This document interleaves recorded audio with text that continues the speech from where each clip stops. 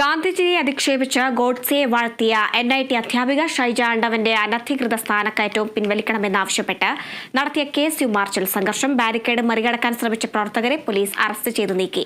വിവരങ്ങളുമായി അഭിന പി ചിറക്കൽ ചേരുന്നുണ്ട്. അഭിന, അല്പസമയം മുൻപാണ് ഈ ഷൈജ ആണ്ടവനെ അനധികൃത സ്ഥാനക്കയറ്റം പിൻവലിക്കണമെന്നാവശ്യപ്പെട്ട് KSU മാർച്ച് ഉണ്ടായത്. വലിയ രീതിയിലുള്ള സംഘർഷത്തിലേക്ക് പോവുകയാണ് ഉണ്ടായത്. കൂടുതൽ വിവരങ്ങൾ എങ്ങനെയാണ്? തീർച്ചയായും ഹരിത, ഒരു ഡിപ്പാർട്ട്മെന്റ് ഹെഡ് പോലും ആവാത്ത ഷൈജ ആണ്ടവൻ എങ്ങനെ ഇത്തരത്തിൽ വലിയൊരു സ്ഥാനക്കയറ്റം ലഭിച്ചു എന്നുള്ളത് തന്നെയാണ് ഈ വിദ്യാർത്ഥി സംഘടനകളടക്കം ഉന്നയിക്കുന്ന ഒരു പ്രധാനപ്പെട്ട ഒരു കാര്യം.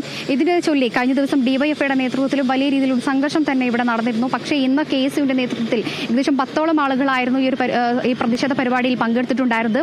ഈ ഒരു പ്രതിഷേധ പരിപാടിയിൽ പോലീസും അതുപോലെ തന്നെ ഈ പ്രവർത്തകരും തമ്മിൽ വലിയ രീതിയിലൊരു ഉന്തും തള്ളും ഉണ്ടാകുന്ന രീതിയിലേക്ക് എത്തി. പക്ഷേ പ്രവർത്തകർ പറയുന്ന ഒരു കാര്യം എന്ന് പറഞ്ഞിട്ടുണ്ടെങ്കിൽ പോലീസ്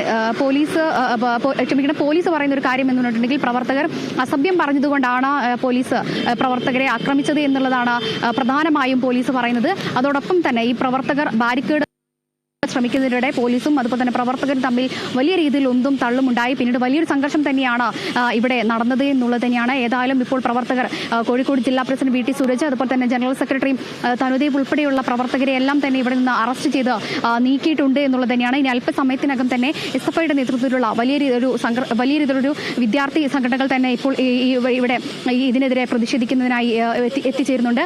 അതോടൊപ്പം തന്നെ നിലവിൽ ഈ KSU പ്രവർത്തകരെല്ലാം തന്നെ ഇപ്പോൾ ഇവിടെ നിന്നും പോലീസ് അറസ്റ്റ് ചെയ്ത് നീക്കിയിട്ടുണ്ട്.